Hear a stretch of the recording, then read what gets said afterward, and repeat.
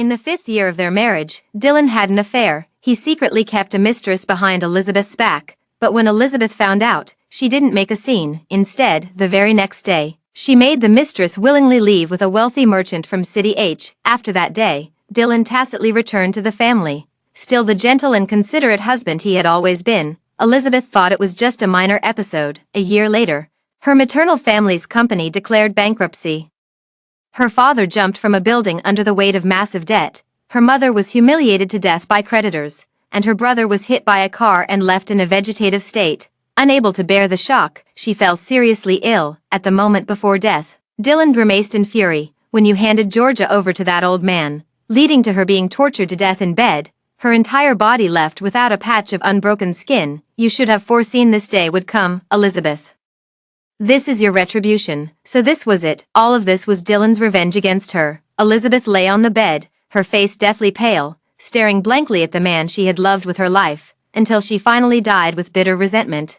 Opening her eyes again, she found herself standing at the study door. "Hello, everyone, welcome to my channel. Subscribe us to read wonderful novels every day." Now the story begins. Her breath was still ragged from the shock.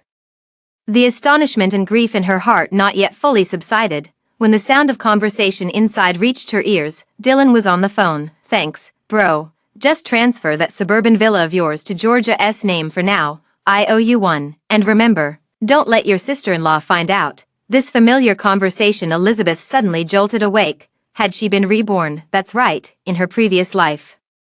It was at this exact moment she accidentally discovered Dylan was keeping another woman outside. Coming back to her senses, she heard the voice inside say, "Georgia is special. Just being with her makes me feel relaxed and full of passion, unlike Elizabeth, who only makes me feel suffocated, dull and boring. I'm just taking a break in between, and when I get tired of playing around, it won't stop me from loving her again." Listening again, my heart still skipped a beat. Elizabeth clenched her fingers, recalling the words he said before death, and couldn't help but tear up. Pulling back her thoughts, she returned to sit on the sofa. Dylan paused in his steps the moment he saw her upon coming out. "Darling, when did you get back?" "Just sat down after coming in." Elizabeth suppressed her emotions and said calmly, "The person who was supposed to be out shopping had returned early." Dylan replaced the smile on his face with guilt and said, "There's an issue with a project. I need to go back to the office." The same excuse as in the previous life. Elizabeth stared at him blankly for 2 seconds. Go ahead. In this life, she's tired and no longer wants to cling to it." Dylan indeed didn't return all night. As for Elizabeth, she sat listlessly until dawn. When the first ray of sunlight streamed in, she rubbed her dry eyes, then got up, finished breakfast, and left the house. First, she went to the law firm, then arrived at the Cleveland Families Corporation. Dylan's office was on the top floor. As soon as Elizabeth stepped out of the elevator, the area was deserted, but ambiguous murmurs could be heard from the office. "Mr. Dylan, Georgia can't take it anymore. Mr. Dylan." Dylan, instantly displeased, gripped her waist more forcefully and thrust a few times, making the woman beneath him gasp repeatedly with pleasure. Then, with a deep voice that was both coaxing and commanding, he asked, "Georgia, you're being naughty. What should you call me?" The woman clutched his hand, feeling as if she had ascended to the clouds. "Brother." "Georgia won't dare again. Woo-woo, good girl." Elizabeth dug her nails deep into her flesh. Though she had seen through the entire truth, her heart was still shattered beyond repair in this very moment. After what felt like an eternity, she finally raised her hand to knock on the door. Upon entering, she saw Dylan sitting at his desk, his face brimming with satisfaction as he asked, "What brings you here?" "There's a document that needs your signature." Elizabeth pulled out the divorce papers from her bag. Then she flipped to the signature page at the end and handed it to him across the desk. "What document?" Dylan took it and was just about to glance at it. A muffled whimper came from under the table. He shuddered and leaned back, then coughed lightly a few times. Trying to cover up the earlier sound, Elizabeth pretended not to hear, her nails digging crescent marks into her bag as she swallowed the bitterness in her throat and replied, "Nothing much, just a property transfer agreement." Hearing this, Dylan didn't question further. He picked up the pen on the desk somewhat impatiently, signed his name with a flourish, and said, "You could have just sent someone over with such a trivial matter. Don't tire yourself out." Was he worried about her getting tired, or afraid she might find out? Elizabeth curled her lips into a mocking smile. "It's fine, just this once. I'll leave you to your work then." As soon as she stepped out of the office, she immediately took out her phone and made a call. Cleveland family's 20% stake in the group. I can sell it to you at a low price. Okay, when should we sign the contract? In a month. By then, the divorce will take effect, and she'll also let go of the company she poured her heart and soul into building up. Dylan. In our past life you resented me for sending that person away. In this life, I shall grant your wish. Before leaving, Elizabeth went to the restroom. As soon as she stepped out, she bumped into Georgia walking towards her. With a curvaceous figure and an incredibly innocent face, the type every man would adore. Mrs. Cleveland, why haven't you left yet? Georgia made no attempt to conceal it. She deliberately exposed a glimpse of her chest. Displaying the love marks as both a boast and a provocation, Elizabeth stopped in her tracks, scrutinizing her. In her previous life, she had acted with ruthless efficiency, making Georgia back down within a day and striking a deal that led to her voluntarily resigning from the secretary position and leaving for City H. Now, she couldn't be bothered to engage with her. She withdrew her gaze, offering no response as she walked past the crowd toward the elevator. But before she could take more than a few steps, coffee was splashed onto her back. "Ah," Georgia exclaimed, raising her cup with a flick of her wrist. "So sorry about that. I just spent some effort cheering up Mr. Dylan, and my hands are still shaky." Hearing these words, Elizabeth felt as if she could see those entangled scenes, making her sick to her stomach. Elizabeth couldn't be bothered to get involved in their relationship anymore. But that didn't mean she could be humiliated, so she quickly stepped forward and slapped Georgia across the face. Little did she know, Dylan happened to walk out just then. Georgia quickly fell to the ground in front of her, covering her face and kneeling to beg for mercy. "I'm sorry, Mrs. Cleveland, I really didn't mean to. Please don't be angry with me." The man hurried over upon seeing this. He pushed Elizabeth away, causing her already scalded back to hit the corner of the wall, making her gasp in pain. But Dylan didn't notice and instead crouched down to ask the person on the ground, "What's going on here?" Georgia pursed her lips and said fearfully, "I had a bit of low blood sugar just now, felt dizzy, and accidentally spilled coffee on Mrs. Cleveland's back. It's only fair that she got angry and slapped me, but my head is so dizzy." Hearing this, Dylan glared at Elizabeth. His eyes burned with barely contained fury as he snapped, "She's just a young intern, bound to be a little clumsy. Was it really necessary to make such a big deal out of it?" With that, he immediately scooped her up and carried her into the office. Watching that anxious retreating figure, Elizabeth felt all her grievances dissolve into two streams of tears. She remembered once when she had just a small cut on her finger. Dylan had been just as frantic, carrying her to the hospital for emergency care, leaving the on-duty doctor both amused and exasperated. Now, his concern was directed at someone else. She had clearly decided to let go, yet her heart still ached terribly. Bearing the pain, she straightened up, left the company, and went straight to the civil affairs office to file for divorce. Once the cooling-off period was over, she and Dylan would be completely finished. Back home, Dylan didn't return. He only sent a message saying he had to work overtime at the company and reminded her not to be late for tomorrow's dinner appointment. It was a client dinner they had agreed to attend earlier. Elizabeth only replied with an okay. She neither mentioned the grievances she suffered today nor exposed his lie about working overtime again, because it no longer mattered. When she arrived at the club the next day, she didn't see Dylan, but instead encountered Georgia. "Mr. Dylan is still in a meeting that hasn't ended yet. He asked me to come first to inform you and also to learn a thing or two." Georgia unusually adopted a strictly businesslike demeanor. Elizabeth had no choice but to lead her into the private room. During the dinner, Georgia actively proposed toasts, her body practically leaning onto the client. The underlying implications were obvious to anyone with eyes. Elizabeth had always despised such behavior, so she got up and went to the restroom. When she returned, the private room was crowded with people, pushing through the crowd.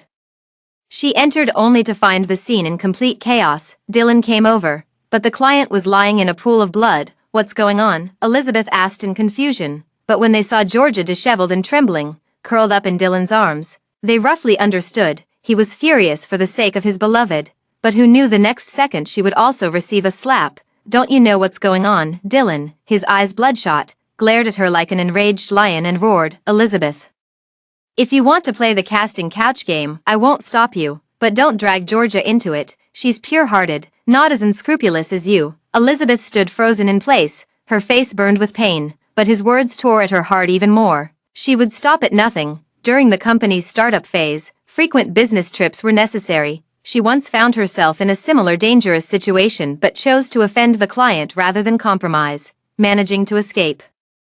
At that time Dylan was so angry that he went to confront them. Just like today, he beat the person up severely, got detained for a few days because of it, yet still comforted her. "You did great. Thank you for protecting my Elizabeth." From then on, everyone knew how much she despised under-the-table deals, but now, in Dylan's eyes, she had become a woman who would stop at nothing for business. Elizabeth let a tear slip from the corner of her eye. "Is this how you see me?" Dylan was taken aback.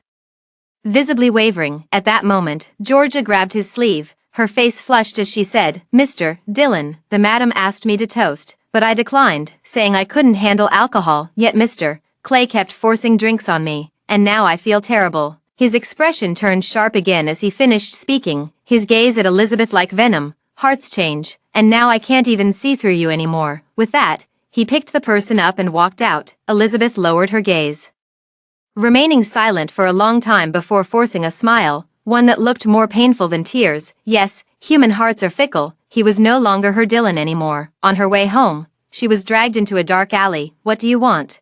Elizabeth turned pale with fear, but the other party ignored her, instead pinning her firmly to the ground, answering her question with action. There were 99 bottles of strong liquor piled on the ground. The man opened them one by one and poured them all down her throat. Elizabeth wanted to scream for help, but the next moment she was choked and couldn't make a sound. The strong liquor burned her throat, sharp and stinging. Elizabeth struggled in agony, but like a lamb on the chopping block, she couldn't move, only tears streaming endlessly. After forcing the alcohol down her throat, the man tore open her flimsy clothing, exposing her snow-white delicate body, which drew lecherous laughter and lustful gazes from them. "Wait," one of them suddenly spoke up. "The boss only told us to teach her a lesson. Don't take it too far, we can't afford the consequences." But another retorted, "What's there to fear? Have you ever seen a man treat his own wife so cruelly? Even if we take her, he'd probably thank us for it." Her eyes snapped open as if struck by a bolt of lightning. Are they talking about Dylan? Just because Georgia pretended to be plied with alcohol and nearly fell victim to a casting couch, he felt heartbroken and wanted her to experience the same. He's utterly smitten with Georgia. Just as the man was about to lay his filthy hands on her skin, police sirens blared outside, followed by a passerby's sister shouting at them, "Stop. I've already called the police." They were so frightened that they all scattered in different directions. Elizabeth was out of danger, but she stared blankly at the night sky, her whole being as if she had lost her soul. Suddenly, she burst into tears. All the grievances in her heart poured out, and after a while, she wretchedly collapsed to the ground, retching until there was nothing left but bile. Then, trembling, she stood up and walked home. For the next week, Dylan didn't come home. During this time, neither of them reached out. Just like their usual cold wars after arguments, neither took the initiative to break the silence, but Elizabeth knew his daily whereabouts. Georgia posted on social media every day, flaunting how Dylan took her to candlelit dinners, rented out an entire movie theater for her, and even gifted her a grand fireworks show. Each day brought a new extravagant gesture. He also gave her designer bags, jewelry, a house, and an unlimited black card.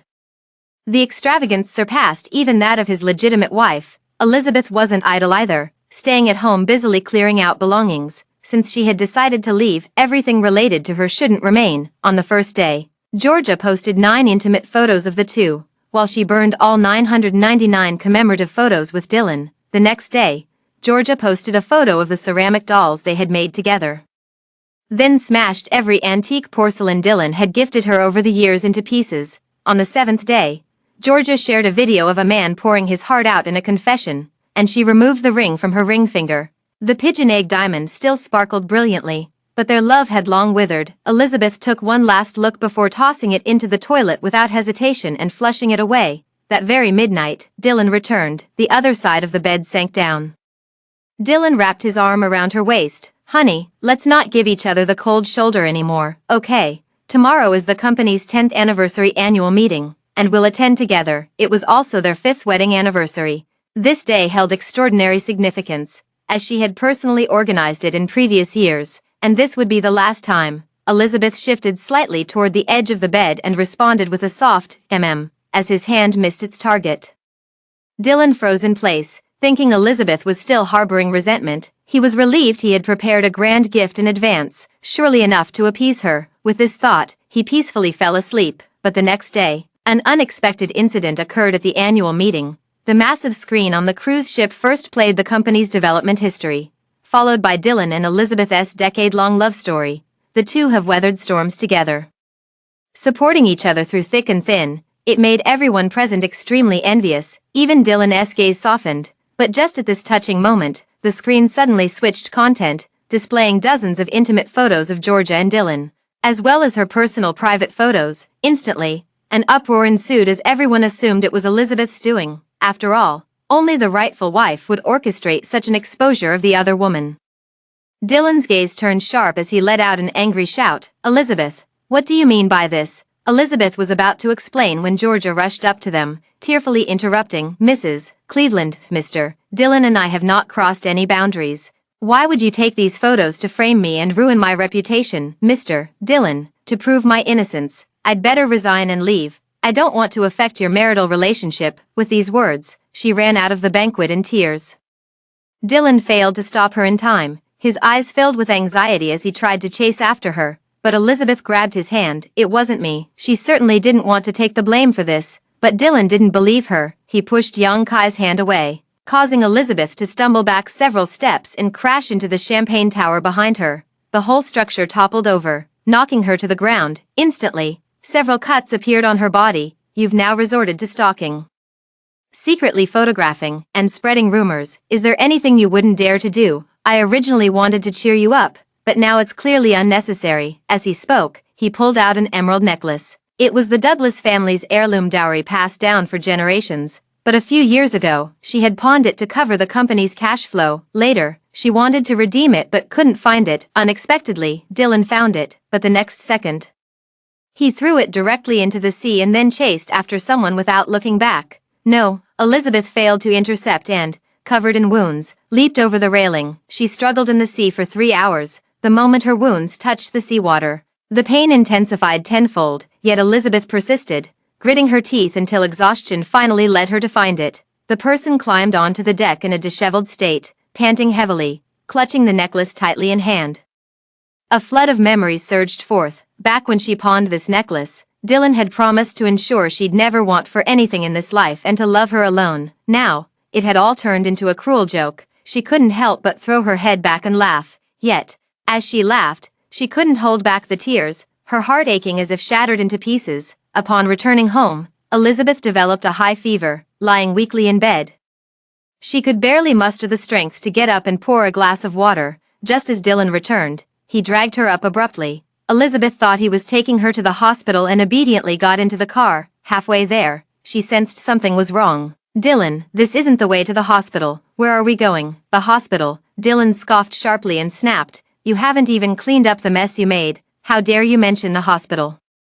Elizabeth was already in a daze and couldn't immediately grasp the meaning of his words, only realizing it when they arrived at the scene. So it was still about Georgia. Due to the escalating public opinion, many netizens launched relentless personal attacks against her. Georgia had no choice but to submit her resignation and move out of the villa overnight, returning to her old residence. At this very moment, she was about to jump off the building. Dylan took Elizabeth to the rooftop. Georgia immediately stepped back in panic. "Don't come any closer, Georgia. Don't act impulsively." Dylan was so anxious his hands were trembling as he pleaded. "I've brought her here. Elizabeth says she wants to apologize to you and will publicly clear your name online." An apology, publicly clear her name. Elizabeth immediately became more alert upon hearing this. Impossible. She endured the discomfort and said, "Why should I apologize to her? They were the ones who acted improperly first. Why should she, the victim, be the one to apologize?" Upon hearing this, Georgia clenched her hands tightly, yet with a shattered expression, she said, "Yes, Mrs. Cleveland certainly doesn't need to apologize. It's my worthless life that deserves to be mocked and humiliated. I might as well be dead." Dylan was startled and exclaimed, "Don't." Then he turned to Elizabeth and growled, "How can you be so heartless? What's the big deal about apologizing?" No sooner had the words been spoken than he stretched out his foot and kicked. Elizabeth was caught off guard and fell to her knees, a sharp pain shooting through them instantly. The person looming above her threatened, "If you don't apologize and set the record straight, I'll have no choice but to target your father's company." Elizabeth suddenly recalled the suffering from her past life. Holding back tears, she looked up and said, "Dylan, after all these years of feelings between us, can they still not compare to a single Georgia?" This question was asked on behalf of the previous life's Elizabeth. A full decade of emotions, They had suffered and been happy together, yet in the end, it resulted in a broken home and lost lives. Dylan paused briefly but quickly resumed his cold interrogation. Are you going to apologize or not? Did she have any choice besides apologizing? Elizabeth let a tear fall and spoke through gritted teeth. Miss Lynn, I'm sorry. I'll clarify everything right now.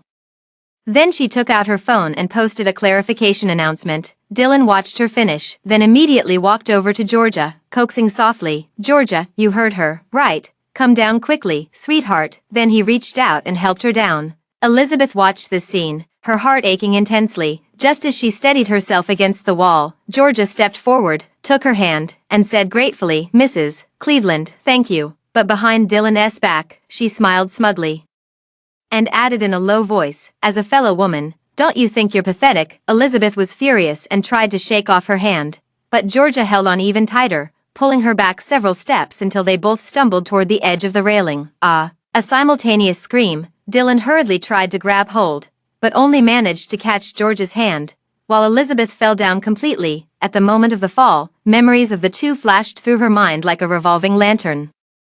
In the end, he still chose Georgia. Suddenly opening my eyes, I found myself lying in a hospital. Elizabeth didn't die, because the old building was only 4 stories high, and with the awning as a buffer, she miraculously survived. But 3 ribs were broken, and it hurt with every breath. Honey, you're finally awake. Dylan rushed over upon hearing the news, looking exhausted as if he hadn't slept for days. Now Georgia can rest easy too. You have no idea how guilty she's been feeling. And the shock made her unable to eat for days, so he had been taking care of Georgia these past few days. Elizabeth withdrew her hand and sneered coldly. With your thoughtful care, she's bound to live a long life. Dylan paused, his eyes darkening. Must you always speak like this? Georgia is my subordinate, struggling alone in a foreign place. It's only right that I look after her. Besides, if it weren't for you, would she have had to suffer like this? In the end, it still became her fault. Elizabeth closed her eyes, unwilling to argue with him any further. At that moment, Georgia called, Dylan, where have you gone? I'm so scared being alone. Don't be afraid, I'll be right back. Dylan hurriedly stood up, then sighed as if remembering something and added, Elizabeth, you have me and the best medical team, but Georgia has nothing. Please stop being so hard on her all the time. Then he walked out of the ward without mercy, but she had already lost him long ago. In the following days, Dylan never came again, but she didn't care at all anymore. Instead, she cooperated with the doctors to quietly recover until she could be discharged healed. On the day I was discharged from the hospital, something happened at the company. Elizabeth was called back for a meeting. Georgia had leaked confidential business information to a partner, and the board unanimously demanded that Dylan fire her. I really didn't mean to, Georgia cried until her eyes were red. Yet no one showed her any sympathy. Instead, they continued their accusations with unwavering certainty, stirring a wave of condemnation in the room. Enough, Dylan spoke with a cold expression. I believe Georgia didn't do it on purpose. Moreover, I've decided to transfer 20% of my shares to her. She is now a shareholder, not an employee, and no one has the right to fire her. Hearing this, Elizabeth was stunned. She accompanied him through 10 years of struggle to earn just 20%.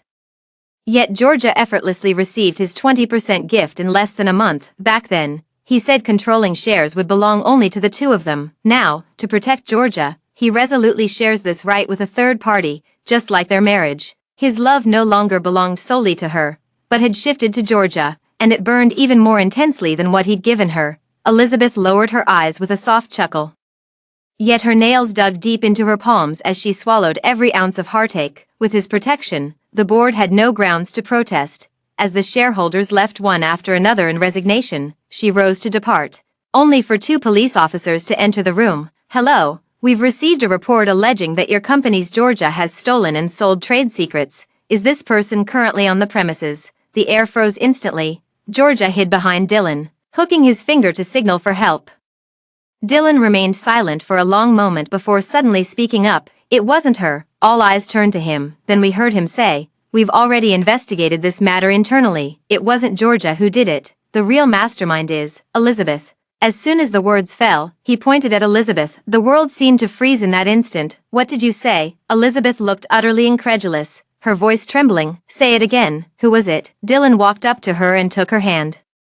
He whispered soothingly, Georgia would be finished in the industry if she got a criminal record, But you're different, you have me. I'll take care of you for the rest of your life, don't worry, I'll get you out as soon as possible. Then he turned and handed a USB drive to the police, declaring self-righteously, "This is the evidence we've gathered. It confirms that Elizabeth was the one who did it. Even the false evidence was prepared. She had nowhere to escape." Elizabeth felt her blood freeze in an instant, a chill rising from the soles of her feet to the pit of her heart. She shook off his hand, glaring at Dylan with tear-filled eyes. 5 years ago, during that grand proposal, he had also vowed to support her for a lifetime. So that's what it means. Elizabeth, how pathetic you are. In the interrogation room, Elizabeth found herself unable to defend her innocence, no matter how many times she explained.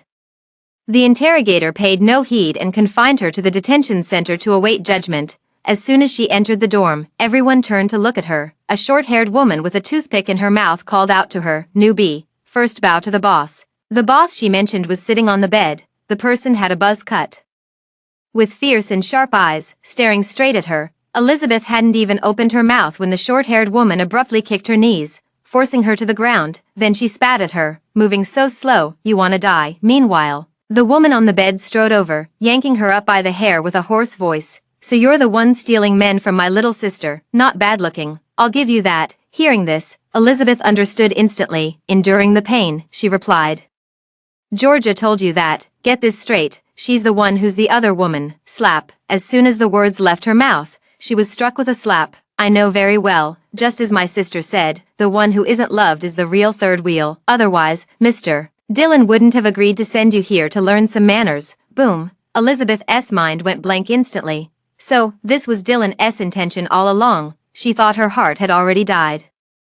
Yet the tears she'd held back all day finally streamed down. Before she could recover, the man patted her face again. "These 3 days, they'll teach you the rules properly." As soon as the words were spoken, Elizabeth was dragged aside. On the first day, they mixed sand and gravel into her food, forcing her to swallow every bite. On the second day, they hung her beside an iron bed, using her as a human punching bag, kicking and beating her for training. On the third day, they stripped her naked and savagely abused her body. Those 3 days inside were like a nightmare to her. When she was released on bail, she was completely dazed, so much so that she didn't even realize she had boarded the wrong car. The man who claimed to be Dylan, the lawyer, was actually sent by the collaborating party. Dylan forced him to give up the appeal by pressuring his company into bankruptcy. That's why he fought like a cornered beast. Not only Elizabeth, but even Georgia was kidnapped. After a long, bumpy ride, the car finally stopped. They were dragged out and taken to an abandoned dock. Elizabeth recognized him at a glance. "Mr. Gordon." Her heart sank as she tried to reason with him.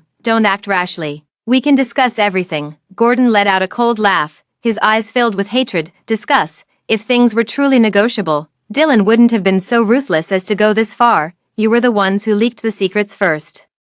Yet you still pushed me into a corner. Since you won't let me live in peace, then today, we'll all die together." After roaring, he immediately called Dylan. "Dylan, both your women are in my hands. You have 1 hour to gather 100 million in cash and bring it to me. Otherwise, I'll burn one and drown the other." "How dare you?" There was a brief silence on the other end of the line, followed by Dylan's icy voice. "If they suffer even a scratch, I'll make sure you live a fate worse than death." Gordon burst into laughter. "Mr. Dylan, you're in no position to threaten me now. 1 hour, I'll be waiting." After hanging up, they were immediately tied up. Elizabeth was suspended over the sea, while Georgia was held hostage in his grip, surrounded by spilled gasoline. In less than an hour, Dylan arrived, his gaze swept over Elizabeth and Georgia, finally settling on Gordon, commanding, "Gordon, release them." Gordon let out a cold laugh. "Mr. Dylan, times have changed. You'll have to listen to me now. Where's the money?" As he spoke, he tightened his grip around Georgia's neck. Dylan dared not resist, pushing a black suitcase toward him. 100 million. Release them immediately." Gordon had someone open it, and after confirming no tricks were played, he flashed a sinister smile. "I've changed my mind. Now you must choose between two. One lives, the other dies." Hearing this, Elizabeth felt her heart race wildly. She knew Dylan would definitely choose Georgia, although I had prepared myself to be abandoned by him. Even so, a pang of bitterness welled up in my heart. To my surprise, Dylan didn't hesitate and declared bluntly, "I won't choose, I want both of them." Elizabeth froze in an instant. But Georgia clenched her teeth in fury, still sobbing. She spoke up, "Mr. Dillon, don't worry about me. It's all because of me that this disaster happened. Let me end it all." With that, she abruptly shoved the person behind her. Gordon stumbled, dropping the lighter in his hand. Instantly, flames erupted everywhere. Enraged, he pushed Georgia into the fire and then severed the rope suspending Elizabeth. Both of them were plunged into peril simultaneously. Elizabeth, as she fell into the sea, all she saw was Dillon rushing toward her with a horrified expression. But not for her, he was running to Georgia. Dillon charged into the flames and carried the fallen Georgia out. But Elizabeth sank to the bottom of the sea. In the end, he still made his choice. When she woke up again, Elizabeth found herself lying in an operating room. Dillon stood before her, his face filled with anger. "Elizabeth, why did you collaborate with Gordon to stage this act? Did you think you could deceive everyone flawlessly? I'm so disappointed in you." Elizabeth froze, completely baffled by his words. Dillon continued angrily, "Georgia has already told me everything. You couldn't bear taking the blame for her, so you orchestrated this scheme to harm her. How could you be so malicious?" Elizabeth felt her heart sink as she suddenly understood. But she didn't know what means Georgia had used to make Dillon believe this was her scheme. "It wasn't me. I didn't." Her voice hoarse from swallowing seawater, Elizabeth pushed herself up to explain. But Dillon only grew more furious. "Enough. Don't try to lie your way out of this." Her body stiffened. Elizabeth stopped speaking. Yeah, what is there for her to explain? No matter how much she explains, Dillon would unconditionally believe Georgia anyway, so why bother wasting her breath? "So what?" She raised her eyes and sneered. "How are you going to punish me for her this time?" The dismissive tone only fueled greater indignation. "Of course, blood must be paid with blood." Dillon's veins bulged with rage as he roared. "Georgia was burned because of you and urgently needs a skin graft. Now you'll give her your skin." At these words, Elizabeth froze. How could he be so cruel to her? "I don't want to." Elizabeth was about to jump off the bed, but the next second she was pinned down on the operating table by several bodyguards. Dillon coldly threw out another sentence, "This matter is not up for discussion." Then he turned and walked out. Immediately after, someone was pushed in, but as soon as the door closed, Georgia, who supposedly had severe burns on her thigh, got out of bed unharmed, a smug smile playing on her lips. She gave the doctor a meaningful glance, her voice laced with a chilling tone. "Begin now. Remember, not a drop of anesthesia. I want to watch as you slice her skin off piece by piece." The doctors and nurses exchanged glances but dared not disobey. However, Elizabeth was terrified. She struggled to escape but was firmly strapped to the operating table. The first cut of the knife on her skin sent a wave of excruciating pain through her entire body. "Ah!" Elizabeth let out a heart-wrenching scream, her body trembling uncontrollably from instinct. Beside her, Georgia burst into laughter. Like a devil from hell, he reveled in the sadistic pleasure derived from her agony. Then came the second cut, the third. The blade sliced through her skin inch by inch, blood streaming from the wounds and staining the operating table crimson. Elizabeth was drenched in cold sweat, her face deathly pale, yet she didn't cry out in pain or shed a single tear, because the more she screamed in pain, Georgia the more pleased she became. The surgery finally ended after the 99th incision was made, and Elizabeth passed out completely. When I woke up, I was already in the hospital room. My thigh was wrapped in thick layers of gauze, stained with blood. And it hurt unbearably with every movement. She stared blankly at the ceiling, her heart devoid of any emotion, silently counting the days left. Soon, just 5 more days. She could leave Dillon in 5 days. After that, Elizabeth rested quietly in the hospital. During this time, Dillon didn't visit her once, as if they had returned to their usual Cold War, leaving each other undisturbed. 4 days later, she was told she could be discharged. Elizabeth got out of bed with her weak body, picked up her things, and prepared to leave. As she passed by a certain ward, she heard George's sickly sweet voice coming from inside. "Dad and Mom, I'm fine now, all thanks to Dillon taking care of me these past few days. Oh, I forgot to introduce, he's my boss and also my boyfriend." Elizabeth suddenly stopped in her tracks. Through the slightly ajar door, she saw Dillon holding George's hand, speaking tenderly. "Taking care of you is only natural. Please entrust Georgia to me. I'll protect her for the rest of my life. You two must be tired from the trip. Tomorrow, I'll treat you to a nice day out." George's mom couldn't stop smiling. "That's wonderful. Georgia is truly lucky to have a boyfriend like you." These words reminded Elizabeth of the past. Dillon had said to her parents with the same solemnity when he proposed, "Uncle and Auntie, please rest assured and entrust Elizabeth to me. I promise to protect her for the rest of my life." Now, His promises are as worthless as floodwaters. Elizabeth let out a scoff and walked out of the hospital without a trace of sorrow on her face. The day after returning home, Dylan came back. He rushed upstairs to take a quick shower, changed into casual yet presentable clothes, and before leaving, said, "I'll be away on a business trip for a few days. I'll bring you a gift when I return." After saying what he wanted, Elizabeth leaned in to kiss her forehead, but Elizabeth avoided it and replied, Go ahead." Dylan paused for a moment, sensing something was off, but didn't dwell on it and left with a smile. As soon as he left, Elizabeth also stepped out and went straight to the civil affairs office. Receiving the divorce certificate filled her with immense relief. One copy went into her bag, while the other was mailed to the Cleveland family. She snapped her phone card in half, then got into the car. From now on, she was no longer Mrs. Cleveland. On the other side, Dylan had already picked up the people. Today he cancelled all his work to specifically accompany Georgia's family for a shopping trip. In the black Maybach, George's dad, George's mom had stars in their eyes. "Dylan, this car must be expensive, right?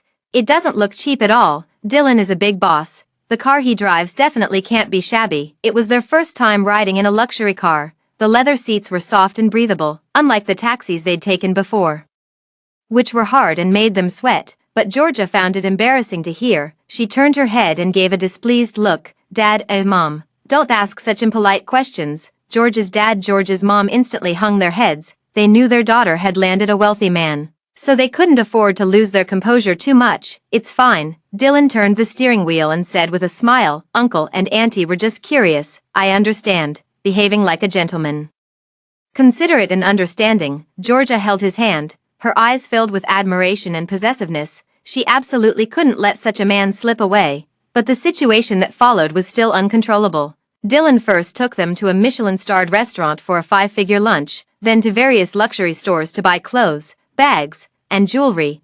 George's dad, George's mom went from exclaiming in surprise at the price tags to being speechless, and finally utterly dumbfounded.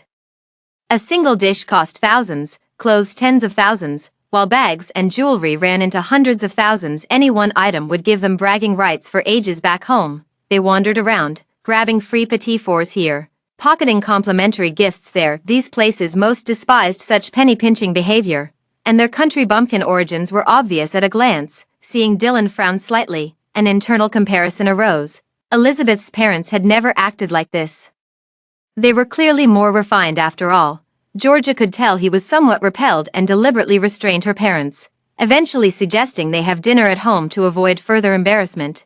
Back at the villa, George's dad and mom became even more unbearable. They had no idea their daughter was living so well. If they hadn't come this time, who knows how long that stubborn girl would have kept hiding it. The three of them started arguing in the kitchen. "Mom, Dad, you're going back tomorrow." Georgia leaned against the doorframe, munching on imported white strawberries while giving them the order to leave. Hearing this, the two immediately became displeased. "You ungrateful brat. Now that you've climbed to a higher branch, you don't care about your parents' lives anymore." "That's right, you heartless wretch. What do you know? As long as we haven't reached the stage of discussing marriage, we must be cautious. If I mess this up, I'll really have to go back and share your miserable life of hardship." "All right, you'll leave tomorrow." Georgia took a firm stance and finally pulled out tens of thousands as travel expenses. Only then did the elderly couple reluctantly agree. Outside, Dylan was on the phone. His brother had seen them at the mall today but couldn't ask directly at the time, so he's now secretly calling to inquire. "Bro, are you serious?" "No way, I just haven't had enough fun yet."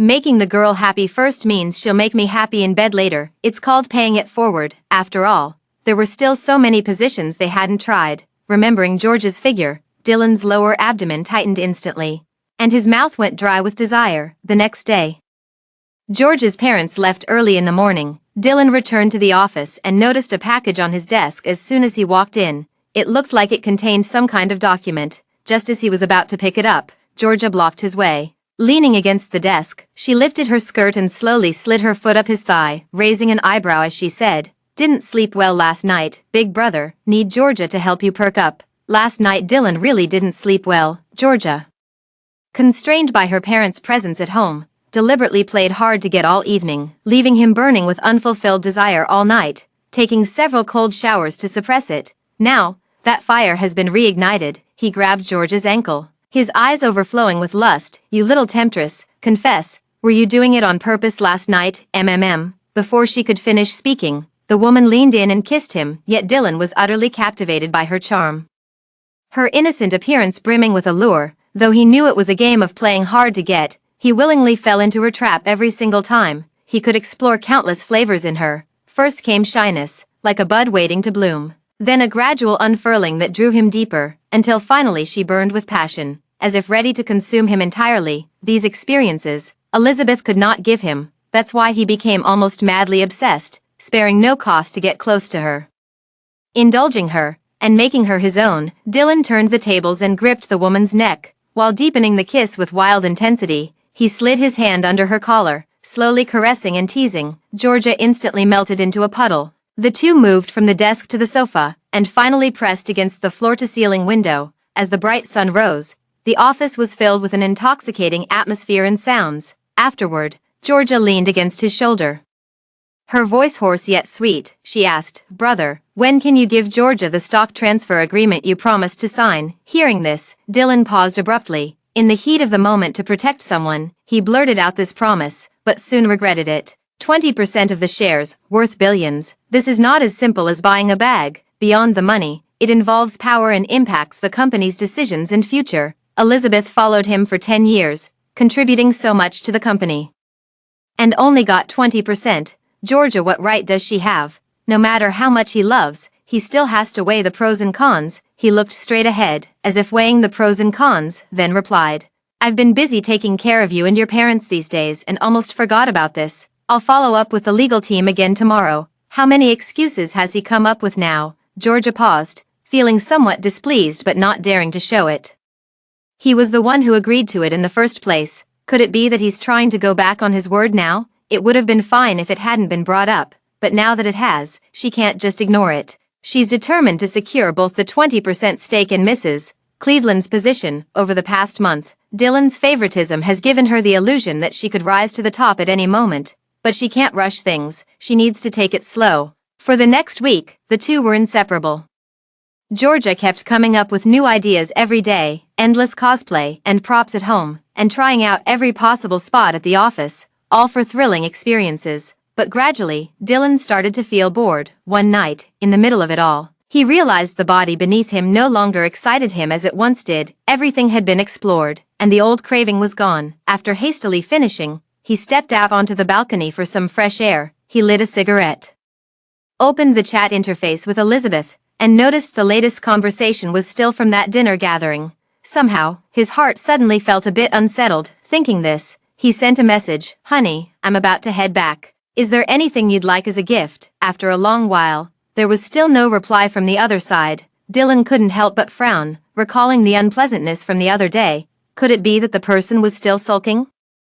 Or perhaps the person had already gone to sleep, most likely asleep. He had intended to call to coax her, but the thought made him pause. Instead, he dialed the luxury store and instructed them to prepare a gift in advance. Only after giving these instructions did he return to the room to sleep. The next day, the two went to work together as usual. Georgia, as always, whenever they weren't too busy, she would drop hints, trying to recreate the wild passion of those previous days. But today, Dylan kept avoiding her, either pretending not to see her or calling subordinates to report work, feigning busyness until almost the end of the workday. When his office finally emptied, Georgia seized the chance to walk in. Dylan was leaning on the sofa with his collar slightly open, one hand resting on his forehead as he closed his eyes to rest, while his long legs stretched casually apart, exuding a lazy yet refined air. She deliberately stopped to admire it for a while. If we're talking about climbing the social ladder, this northern city is full of wealthy tycoons, but few can compare to him. Beyond money and status, his looks are 1 in 100, not to mention his intoxicating skills. Even if married, he's still highly sought after, and she must hold on to him even tighter. Thinking this way, Georgia quietly walked over, then crouched between the man's thighs, only to have her hand clamped just as she was about to pull down the zipper. "What are you doing?"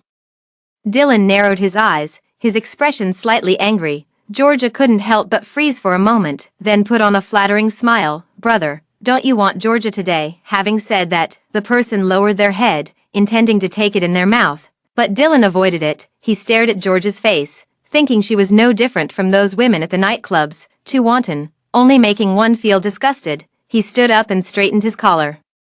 With a disdainful glance at the person on the ground, he said, "I'm going home today, take a taxi back yourself." With that, he walked away without looking back, staring at the tightly shut door. Georgia shivered as she lay on the ground, a sense of crisis rising within her. This was the first time he had rejected her. Half an hour later, Dylan returned home. As soon as he entered, the house was empty and deserted, as if many things were missing. Even the air carried a faint musty smell of long absence. A sudden unease gripped him as he called out, "Honey," in the spacious house. There was no response except for the echo of his own voice. Dylan immediately pulled out his phone, without hesitation. He dialed Elizabeth's number, once, twice, 3 times, until countless attempts, but each time he was met with the automated message that her phone was turned off. Frowning, he immediately rushed into the master bedroom. I discovered that half of the wardrobe was empty, even the cosmetics on the dressing table, and Elizabeth's all identification documents. Everything was gone. Even the wedding photo hanging above the bed had mysteriously disappeared at this moment. Dylan stood frozen in place, his heart racing uncontrollably. Elizabeth's belongings were all gone, and their disappearance could only mean one thing. She must have run away from home. Why on earth would she do that? Why had she left without a word, and where could she have gone? These questions swirled in his mind, leaving him utterly perplexed. Could it be because of Georgia? At this thought, his heart skipped a beat, but that shouldn't be the case. He had concealed it so well, and besides, Elizabeth had never questioned him about it. Was it during the skin graft surgery then? Looking back now, although she was in the wrong, his attitude at the time was too harsh. And that day when they returned home, Elizabeth's expression seemed off. She probably left in anger that very day, but these were just his personal speculations. To find out why, he needed to locate her first. Dylan asked each of Elizabeth's friends, but everyone said they hadn't seen her recently. Suddenly, he thought of the Douglas family, although Elizabeth rarely returned to her parents' home after a quarrel. This time she had packed so thoroughly that there was an 80 to 90% chance she had gone back to the Douglas family in the Southern District. Thinking this, he opened his contacts. He first dialed his father-in-law's number, but after several attempts, all he got were voicemail prompts saying the phone was off, just like Elizabeth's, and eventually, even his mother-in-law's was the same. Dylan grew increasingly uneasy with each call. He had a premonition that he'd been blocked. Even feeling that Elizabeth would disappear from his life, no, that couldn't be. No matter how fierce their arguments were, as long as they didn't divorce they were still husband and wife. Probably Elizabeth was just too angry and was still waiting for him in South City to come and reconcile. Yes, he needed to make a trip to South City. Just as he was about to leave, the phone in his hand rang. But it wasn't Elizabeth or her parents. It was the security personnel he had hired. "Mr. Dylan, we've found the person." The voice on the other end of the line was panting, accompanied by faint moans. "He was hiding in a small town and is now under control. This person is referring to Gordon. During that kidnapping, he took advantage of the chaos to escape. Dylan has been holding a grudge ever since. He's both angry that Georgia got hurt and resentful about being played for a fool. He has secretly been sending people to search for him. He swore that if he could find the person, he wouldn't let him off easily, but now he has more important matters to attend to." Just as the words were about to be spoken, the voice on the other end continued. "Gordon confessed a lot after we beat him up. He said the person conspiring with him behind the scenes is named Georgia." Georgia. Dylan suddenly halted in his tracks. Beyond surprise, the sense of unease in his heart grew even stronger, prompting him to confirm once more. "Are you sure there's no mistake in the interrogation?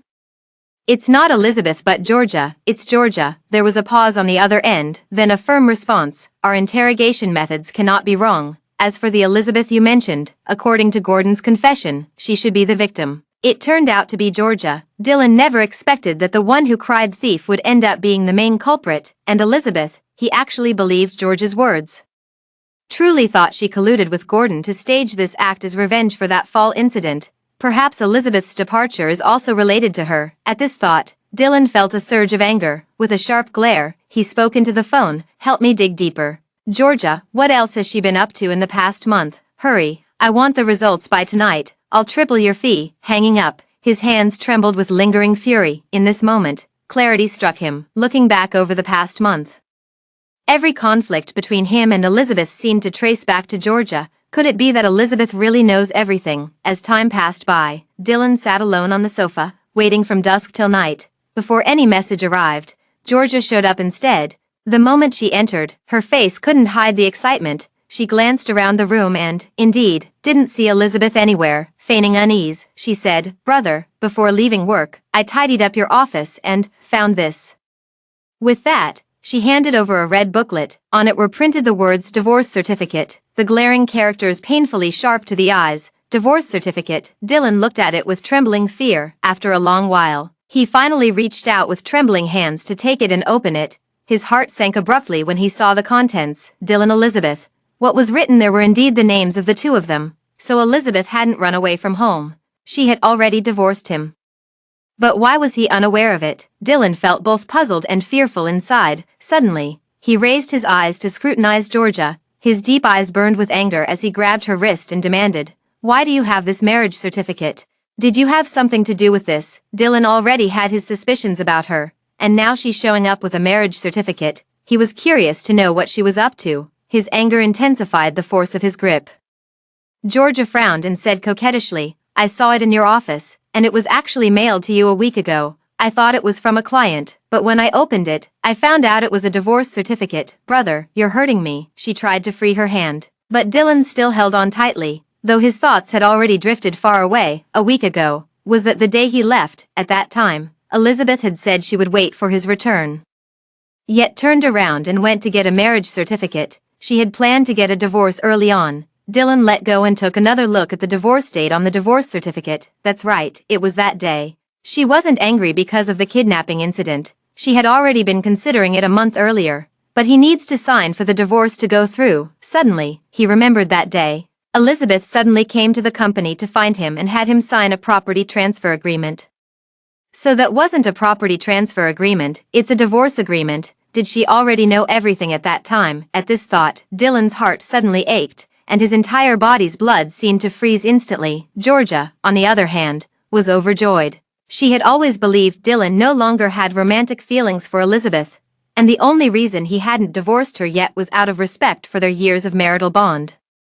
So when she saw this divorce certificate, words couldn't describe how happy she was. Her mind filled with visions of the glamorous and luxurious life she would lead as Mrs. Cleveland. Now, all that was left was for Dylan to give his approval. She was just about to broach the subject when Dylan's phone rang. "It's the security company calling. The investigation has yielded results." Dylan snapped back to attention, shooting a sharp glance at Georgia before walking out to the balcony to answer the call. "Speak. The investigation about Georgia is clear now. She indeed has dirty hands behind the scenes. Over the past month, she's made numerous deals with various local thugs, all targeting Elizabeth." Hearing this, Dylan clenched his fists. He roughly guessed some possibilities but still couldn't figure out exactly what she had done, so he asked directly, "What kind of deals did they make? Explain everything clearly at once." "The first time, she used your name to hire people to force Elizabeth to drink 99 bottles of strong liquor and nearly succeeded in raping her. The second time, she hired a private investigator to take numerous photos with you, then bribed staff to expose all the photos at the annual meeting of the Cleveland family group, while also privately sending them to the media. The third time, she sold Gordon Company's research data to his competitors, making a huge profit. The fourth time, she bribed inmates and guards in the detention center to lock Elizabeth in the same cell with someone who had homosexual tendencies, tormenting her for 3 days. The fifth time, she contacted Gordon and planned that kidnapping for him, promising to help him get the money and escape. The sixth time, she bribed the hospital doctors to diagnose herself with burns requiring skin grafts, and during the surgery, she didn't administer anesthesia to Elizabeth, brutally cutting her skin without it. Each incident was more shocking and horrifying than the last. Dylan felt as if he were there in person, witnessing Elizabeth's suffering firsthand. His face turned as pale as paper, trembling uncontrollably, his eyes bloodshot with fury. "Georgia, you've really outdone yourself." Indoors, Georgia remained unaware of her exposure, but the look Dylan had just given her, fierce and seemingly laced with anger, left her unsettled and puzzled as to why. Had she done something wrong? Could it be because she brought the divorce papers? Dylan temporarily couldn't accept it and took his frustration out on her. "This is all I can think of." Dylan's stunned expression just now must have been because he never expected Elizabeth to divorce him.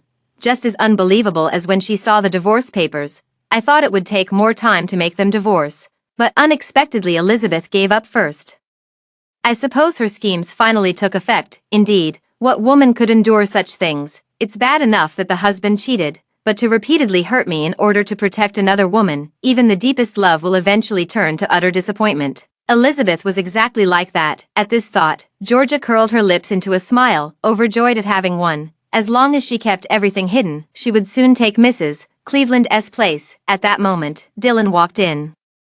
Carrying a chill with him, his jawline was tensed into a sharp angle, and the veins bulging at his neck resembled coiled vipers, faintly pulsing with his restrained breaths. But Georgia was still lost in her joy, completely oblivious to the man's change. She continued to feign innocence and probed, "Brother, Mrs. Cleveland actually divorced you behind your back. What are you going to do about it?" "I won't divorce her." Dylan's response was unexpected. Georgia paused, her nails digging deep into her flesh, a sense of unwillingness hidden beneath her calm expression. She immediately retorted, "But you're already divorced. She just doesn't love you anymore. Why cling to it? You'd be better off cherishing the person right in front of you." Span. That person right in front of him was herself. Dylan curled his lips coldly, pinched her chin and asked in a low voice, "The person before your eyes, then tell me how to cherish her. How about marrying her as Mrs. Cleveland? Can I?" Georgia's eyes instantly lit up, just like when they first met. He had been fooled by those very eyes, mistaking her for an innocent girl, only to discover she was a ruthless and scheming viper. Of course not. Dylan's eyes darkened with rage as he gripped her neck. With bloodshot eyes, he roared, "You're nothing but a caged canary I raised. Who gave you the audacity to covet Elizabeth's position and repeatedly harm her?" Suddenly, a suffocating sensation overwhelmed her. Georgia was lifted by Dylan, her heels leaving the ground instantly. Her whole body reacted reflexively, thrashing desperately but to no avail. Fear, panic, and helplessness. She wanted to speak but couldn't utter a word. Even her breathing became increasingly difficult. Just as she was about to faint, Dylan regained a shred of reason and loosened his grip. Her body instantly went limp as she collapsed to the ground, gasping for air. Tears uncontrollably streamed down her face as Georgia trembled, lifting her head to argue, "Brother, what are you talking about? I don't understand. How could I ever hurt Mrs. Cleveland? You must have misunderstood something." Still wearing that pitiful expression, had he not known the truth, he might have been fooled again. Just like every time Elizabeth was framed. Thinking back now, it was utterly detestable. Dylan crouched down, radiating a menacing aura like a demon, with no intention of wasting words on her. Instead, his face darkened as he said, "Since you don't understand, let me jog your memory. You'll get it soon enough." After speaking, he dragged the person into the wine cellar. Bottle after bottle of wine, Dylan poured into Georgia's mouth while asking, "How does it taste? Can you remember now?" "No." "Stop." Georgia was forced to drink until she was completely disoriented. Her throat was so sore she couldn't make a sound, and her stomach churned with excruciating cramps until she vomited uncontrollably. Dylan finally stopped. But the next second, a group of rough men barged in. Seeing their ravenous, thirsty gazes, Georgia panicked instantly and pleaded, "I remember now, don't do this to me." But her pleas were already too late. Dylan stood up, wiping his hands as if he had touched something filthy, then walked heartlessly toward the door without sparing her a single glance. Georgia wanted to chase after him, but after just a few steps, someone tripped her, sending her crashing to the ground. The sound of raucous laughter above made her skin crawl. She still wanted to run, but her foot seemed to be twisted. The moment she tried to push herself up, the pain was unbearable, so she resorted to crawling toward the door. No matter what, she had to escape this place, otherwise, a nightmare awaited her. And those rough men were like a pack of vicious dogs. They stood by, drooling, their eyes filled with the cruel amusement of toying with prey. Following her at a leisurely pace, just as she was about to reach the door, they dragged her back again. Repeating the cycle over and over until, finally tired of their game, they pinned her down, then set up a camera nearby. "Let me go." Georgia struggled desperately. One of the men slapped her hard, spat in her face, and said, "Behave yourself. It's not like you haven't been played with before. Stop pretending to be some chaste woman, damn it." The person lying on the ground was beaten into a daze. She had already been drinking, and now her head was buzzing so loudly that everyone she saw appeared as double images. And as soon as the camera turned on, the nightmare began. Those men tore off her clothes, then each unbuckled their own belts. Without any foreplay, they went straight in, one after another, treating the person beneath them as nothing more than a tool for venting their desires, devoid of any emotion. But Georgia couldn't withstand the impact. Instinctive moans escaped her lips continuously. This was the first time she felt such shame and helplessness. It wasn't until midnight that the muffled groans abruptly ceased. Georgia lay in utter disarray, like a discarded rag in a cellar, her body too broken to move even an inch before she finally collapsed into unconsciousness. When I woke up again, the sky was just beginning to lighten, but she wasn't in the cellar anymore. She'd been taken to that abandoned dock. The scene of the kidnapping played out once more, only this time, it was her turn to make the choice. Georgia, as soon as she opened her eyes, she saw her father hanging in the middle of the sea, while her mother was bound hand and foot, lying unconscious on the ground. "Dad, Mom," she cried out hoarsely. George's dad, George's mom, the effects of the drug on them had just worn off, and as they groggily opened their eyes, they were startled by the scene. "Georgia, save me." George's dad was terrified by the waves beneath him, trembling uncontrollably, while George's mom was so frightened she couldn't speak, crying helplessly. At that moment, Dylan appeared from behind. He coldly observed the scene before him, then slowly walked up to Georgia, looking down at her. "Choose one. Do you want to save your dad or your mom?" Georgia raised her head, her eyes brimming with tears. She never expected Dylan to be so heartless. Punishing her was one thing, but now he wouldn't even spare her parents. She thought he was an angel, but he turned out to be a devil. "Mr. Dylan," she crawled forward a few steps, clutching Dylan's pant leg, pleading desperately. "Mr. Dylan, I was wrong. I can apologize to Mrs. Cleveland, but please, please spare my parents, don't hurt them." "Apology," Dylan sneered coldly. Then he said with extreme disdain, "Don't you dare taint Elizabeth's eyes. I'll go apologize to her myself, but before that, I need to give her an explanation, and you, not a single debt shall go unpaid." Dylan kicked the person away. With a cold expression, he asked, "Speak, which one will you save?" Georgia vigorously shook her head. How could she possibly choose? They were her biological parents, although she had previously looked down on them. Blood is thicker than water. She had to save both. Seeing her hesitate to make a decision, Dylan sneered mockingly. "Is it really that hard to choose? Since you can't decide, I'll choose for you." As soon as he finished speaking, he made a gesture. George's mom was instantly surrounded by raging flames, while the rope suspending George's dad was severed, sending him plunging into the sea, exactly replicating the scene she and Elizabeth had once endured. Georgia stared with bloodshot eyes. "No." Georgia struggled to her feet, trying to rush into the sea of flames, but before she could run far, Dylan stopped her. He held her tightly, then cupped her face, forcing her to stare unblinkingly ahead. Her father flailed a few times before losing all hope and sinking into the sea, while her mother screamed her name in agony amidst the raging flames. "Dad, Mom," Georgia shrieked hysterically. Dylan did it on purpose, deliberately making her witness her parents' horrific deaths with her own eyes. While she could only watch helplessly, enduring endless torment and anguish, suddenly, Georgia thudded to her knees on the ground. The person was frightened into a daze, kowtowing while repenting. "I'm sorry, I was truly wrong. I shouldn't have incited Gordon to kidnap Elizabeth, nor should I have framed her. Please spare them." Each kowtow grew louder than the last. Only when her forehead was scraped raw and blood trickled down her face did Dylan nod to have the fire extinguished. Finally, George's dad was gone. George's mom was rescued midway, but 70% of her skin was burned. Georgia couldn't bear it and fainted. When she woke up again, she was already in the hospital. She smelled a strong odor of disinfectant, and the overhead light made it hard for her to keep her eyes open. Awake, the familiar voice sent a shiver down her spine. Georgia squinted and turned her head to the side, only then noticing several doctors and nurses standing nearby. "And there's cold noodles." "Dylan, is she in the operating room?" Thinking about Dylan's next move, Georgia immediately sat up in fright, then quickly got off the bed and knelt beside him, shaking her head and choking back sobs. "No, please, brother, I was wrong. For the sake of the time I've spent with you, could you spare me this once?" Georgia tilted her head back, tears streaming down her face, like a puppy about to be abandoned, begging for its owner's last shred of mercy. Dylan gently touched her face, though his gaze seemed softer. His eyes remained cold as he slowly said, "Darling, didn't I say not a single one can be missing? Don't bargain with me." As the words fell, Georgia instantly felt disheartened. It was as if a chill ran through her entire body, making her shiver uncontrollably. Then she suddenly burst into laughter. "Dylan," she roared, baring her teeth in anger, "what right do you have to seek Elizabeth's revenge on me? Don't forget, it was you who first lusted after my body, unable to resist me every night. The harm I caused her was with your permission. How dare you absolve yourself of all blame? It was you who abandoned love for lust and betrayed Elizabeth first. If you truly loved her so much, why would she leave you without a word? Because she saw through you. You're nothing but a coward, sneaking around while fearing your wife might find out, and when the truth comes out, you blame it all on me. How could I have been so blind to fall for a man like you? Georgia decided to burn all bridges.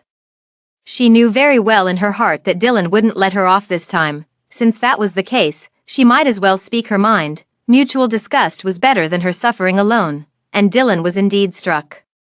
Furiously gripping George's chin, the fury burning in his eyes seemed ready to consume her. You're just someone I play with. The years of feelings between me and Elizabeth aren't for you to judge. You were too greedy, coveting Elizabeth's position. Did you really think sleeping together a few times would get you there? Humph, wishful thinking. If you had known your place, I could have ensured you a worry-free life, but you dared to hurt her. Don't blame me for turning my back on you.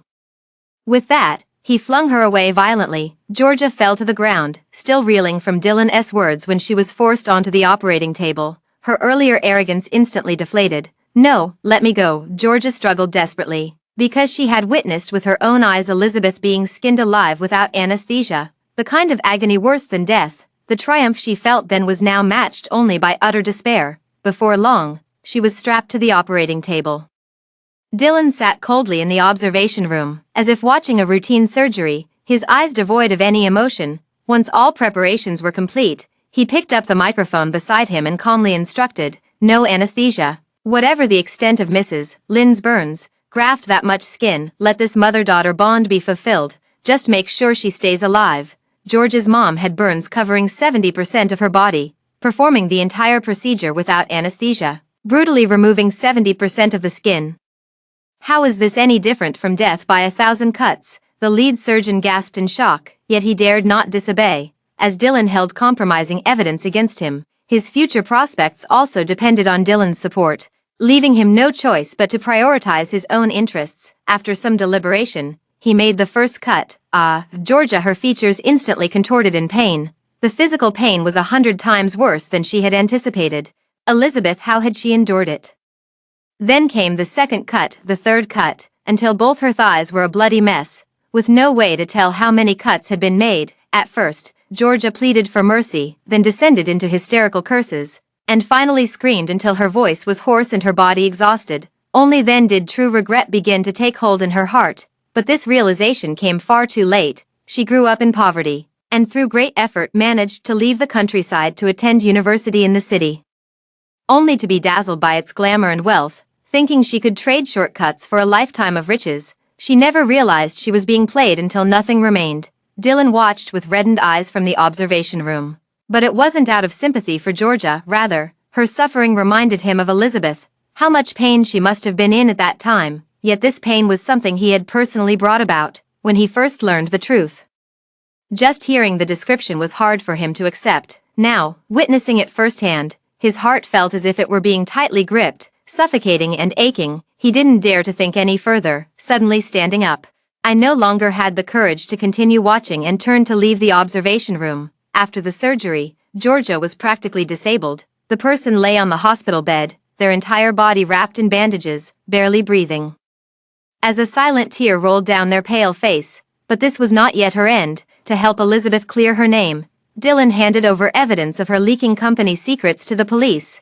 Once she wakes up, she will face legal consequences. After leaving the hospital, Dylan also found himself in trouble. Rumors spread that he had misconduct, condoning his lover's theft of business secrets from partners, and was heartless enough to push his wife, who had built everything from scratch with him, to take the blame. The entire internet erupted in an uproar. The common people cursed him as heartless and ungrateful. Business partners lost trust in him, and rival companies took the opportunity to kick him while he was down, purchasing more damaging information to exaggerate the scandal. The Cleveland Group's stock plummeted as a result. The PR department tried every means to suppress the trending topic, but it seemed someone was working against them, continuously manipulating public opinion, keeping the heat only rising. In the end, an emergency shareholders meeting was called.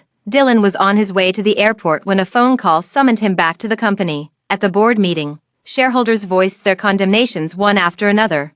Sitting in the high seat with a darkened expression, his already irritable mood grew even more volatile. The Cleveland family's empire was built through my hard work. How could it collapse so easily?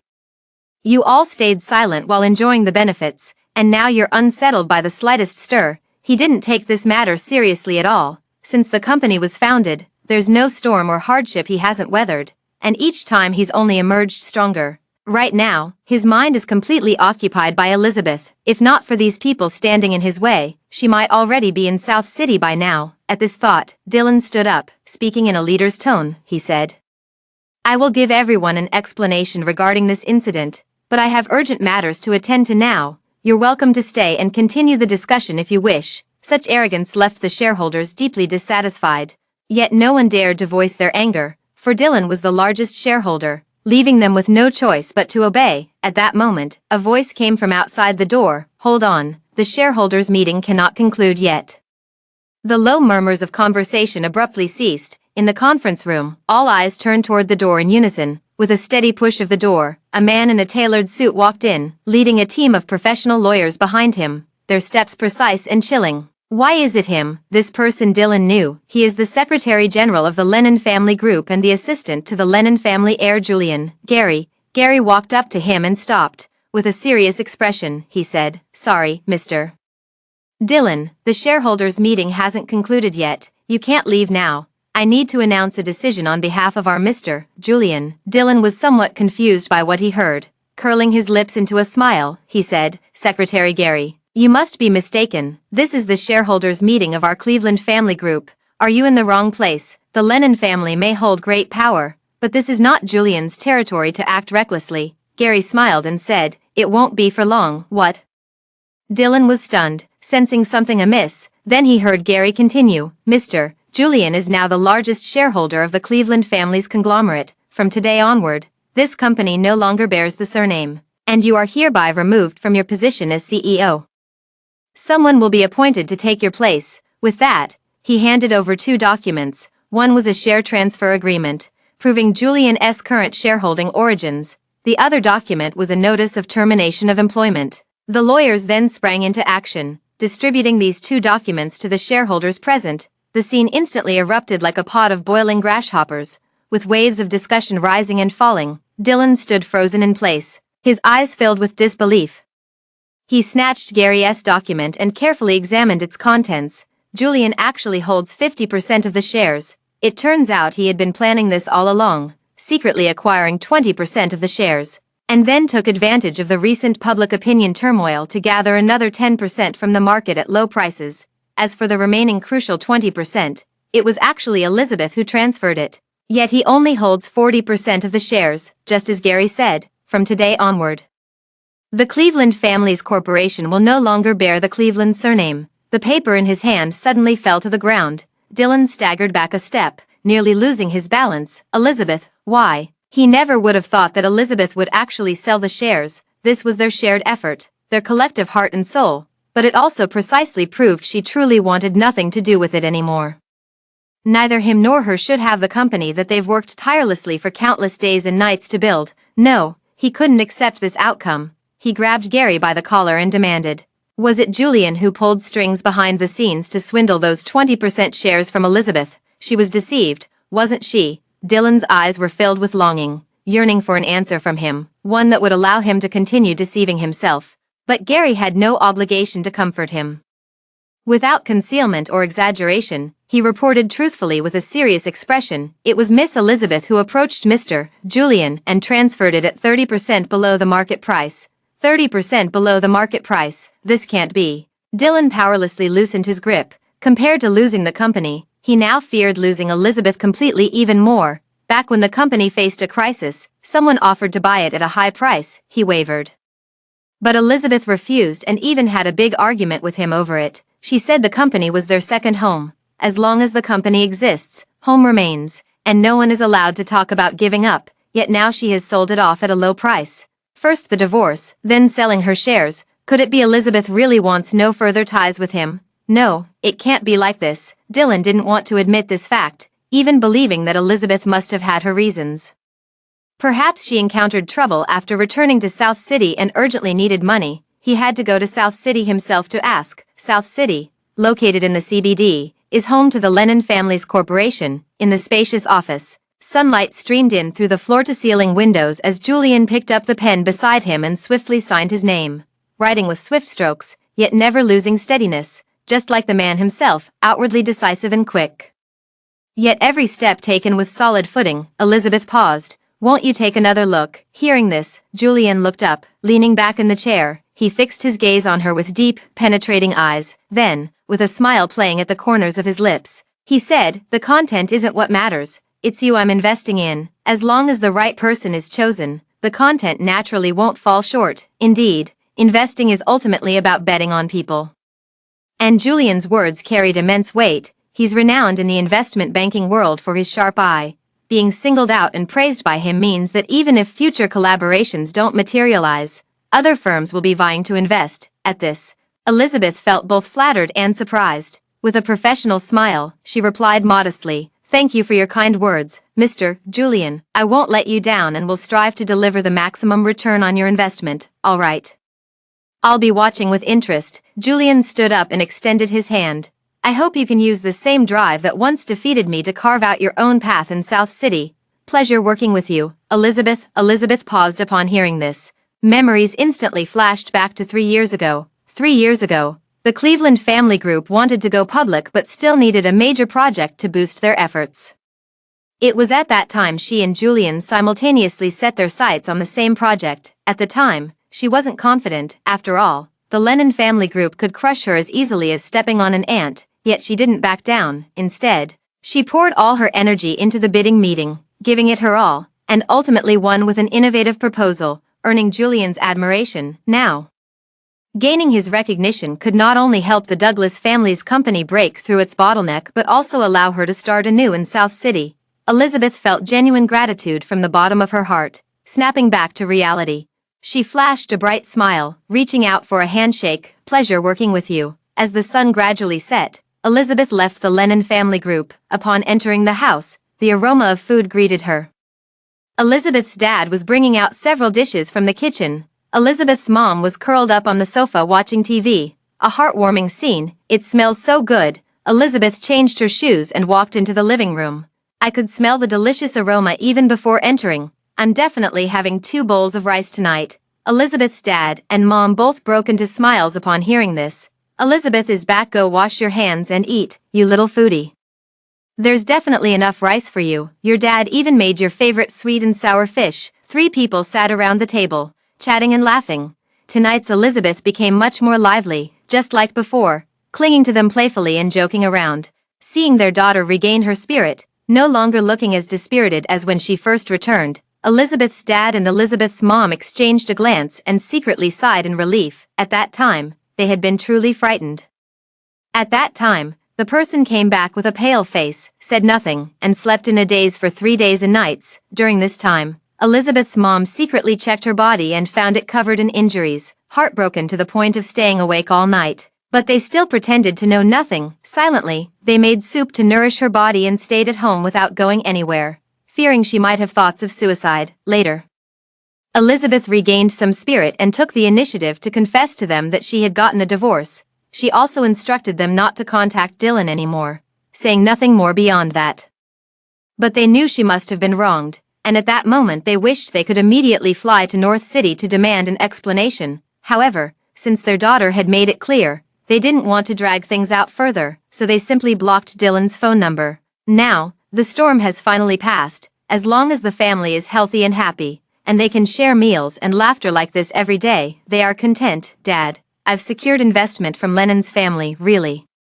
Elizabeth's dad paused for a second, then beamed with joy. "My daughter is amazing. I always knew you could do it. I can rest assured leaving the company to you from now on. Perhaps it's due to his age. Elizabeth's dad no longer strives as hard as he did in his youth, which is why the company has stagnated. He originally planned to wait for his son to return from studying abroad and hand the company over to the younger generation for reform.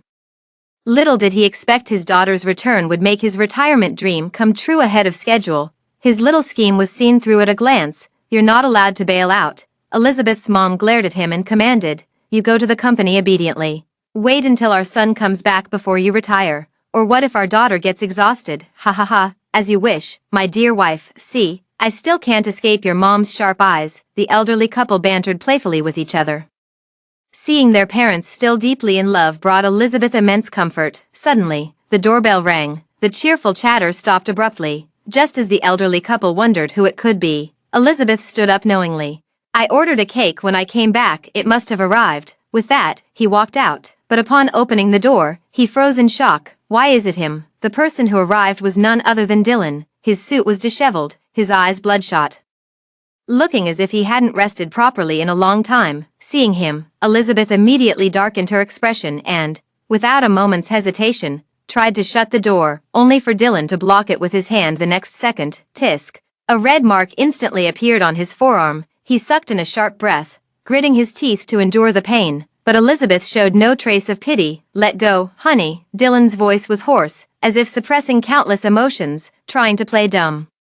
"You came back to see Mom and Dad without telling me. I was worried when I couldn't find you." Hearing this, Elizabeth let out a cold laugh. Her eyes were full of mockery. "Mr. Dylan, I assume you've received the divorce certificate I sent you. Please restrain yourself and stop calling me that. I'm no longer your wife, and don't even talk about how worried you were when you couldn't find me. Weren't you supposed to be accompanying Georgia's family? How did you even have time to look for me? Aren't you afraid she'll get jealous if you come here?" Dylan gasped, his eyes surging with intense pain, his face filled with regret. Indeed, she knew everything. When she addressed him as Mr. Dylan so distantly, his heart felt as if it had been violently wrenched. "And no, that's not how it is." His face pale, he didn't know where to begin explaining, but if he didn't clarify things now, he might never get another chance. In that moment, he was utterly restless, his guilty conscience making him almost incoherent. Elizabeth was utterly calm, even impatient. She had no time to stand foolishly at the door with him. Just as she was about to speak again to shoo him away, Elizabeth's mom heard the commotion and came out. Dylan instantly lit up. "Dad, Mom." It was as if he had seen hope, but Elizabeth's dad angrily shouted, "I'm not your dad." While she had always liked this son-in-law, Elizabeth's mom also changed her usual demeanor, coldly saying, "My daughter has nothing to do with you now, so don't you dare call me Mom. We didn't go to North City to settle scores with you, yet you have the audacity to come here. Do you think our old Douglas family is easy to bully, that I wouldn't dare do anything to you?" Elizabeth's dad grew angrier the more he thought about it. He randomly grabbed a broom nearby, shielding Elizabeth behind him, and pointed at Dylan while yelling, "Get out, don't stand at our doorstep and dirty our ground." Even while cursing, they struck him. Dylan flusteredly dodged, ultimately like a piece of trash, being mercilessly driven downstairs. Elizabeth stood behind her parents with tears in her eyes. How wonderful, this is the feeling of being protected. Only her parents would love her unconditionally. After driving away Dylan, everyone tacitly continued eating.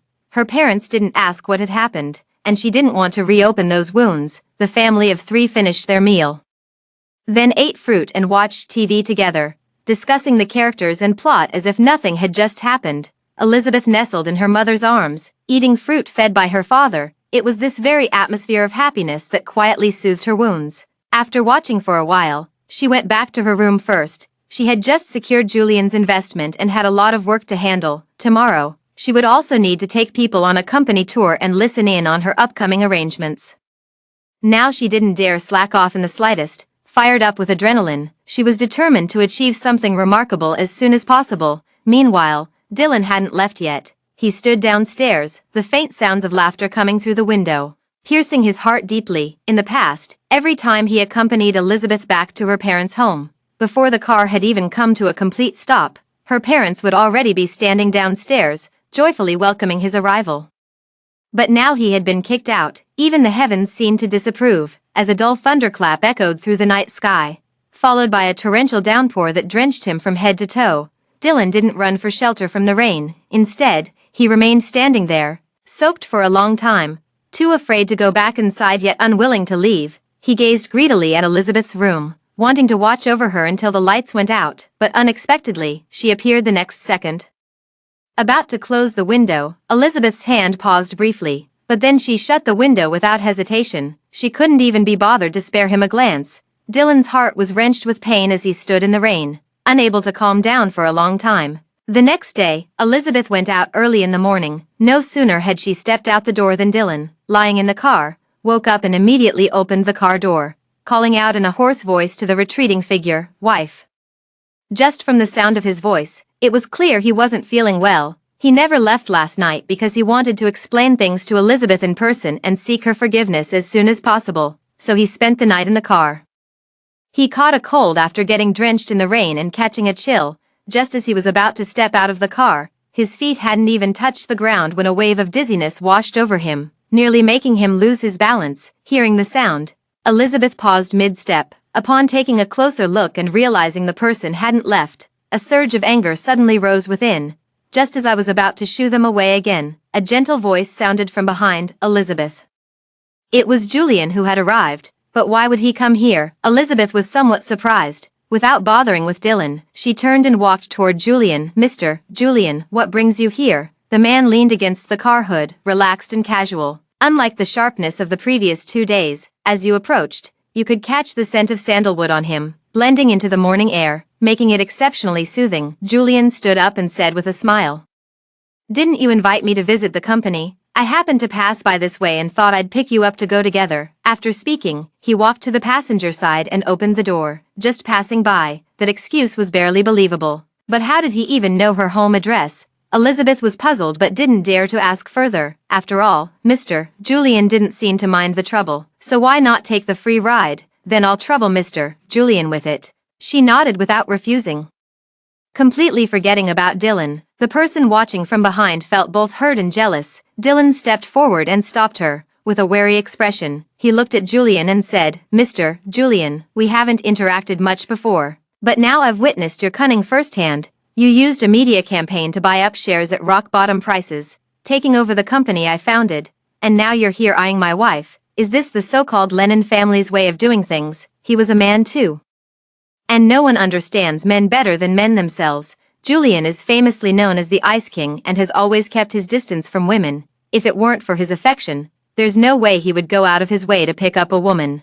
He didn't believe for a second that it was just a coincidence, yet Elizabeth found herself sweating nervously. She immediately spoke up to stop him. Dylan, don't go too far, otherwise. She didn't dare imagine what else he might say. The rest didn't matter much.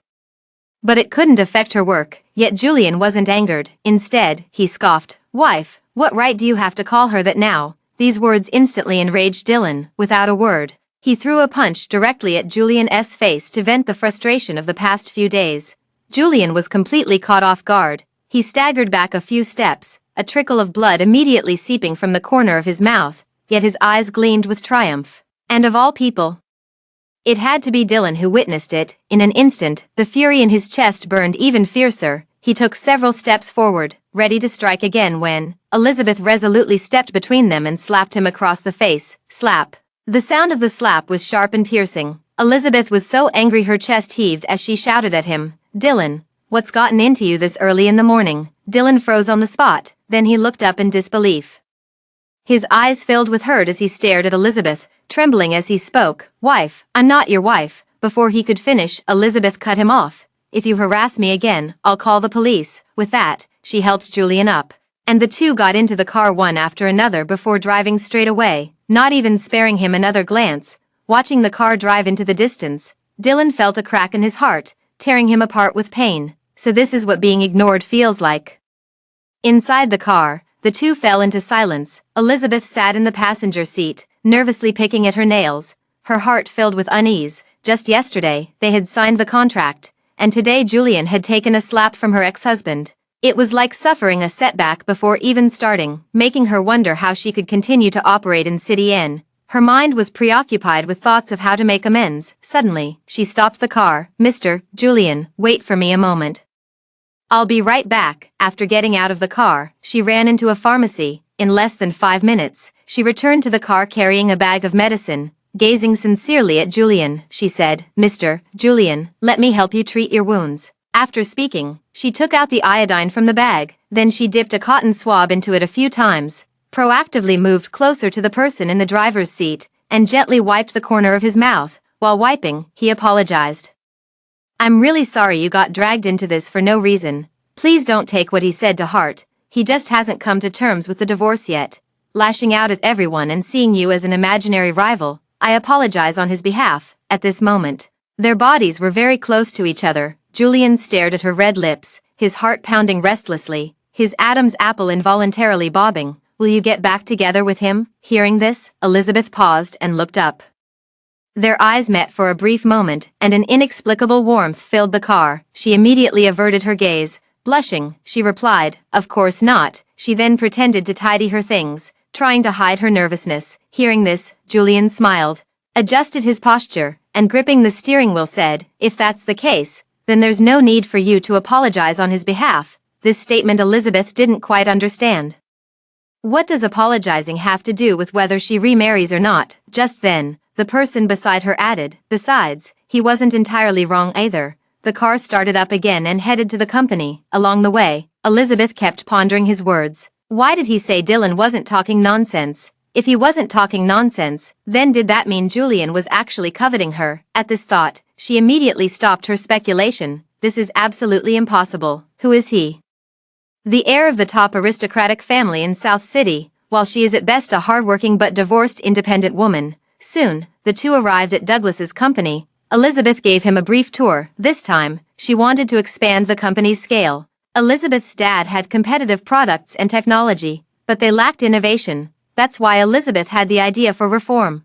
Although the money from selling shares could sustain operations, to achieve rapid and lasting development, introducing capital would be inevitable, and the Lennon family group is the best choice. After getting a general understanding, Julian attended their internal meeting but had urgent matters to handle midway. So he left early and returned to the Lennon family group. Elizabeth held several consecutive meetings. After talking for a long time, she finally returned to her own office with a dry mouth to rest for a while. No sooner had she sat down than her assistant walked in. With a gossipy expression, she asked, "Manager Elizabeth, there's a Mr. Dylan downstairs who says he wants to see you." Not seeing him, Elizabeth darkened her face and coldly instructed, "From now on, whenever he comes again, have the security guards drive him out." In the following days, Dylan came every day.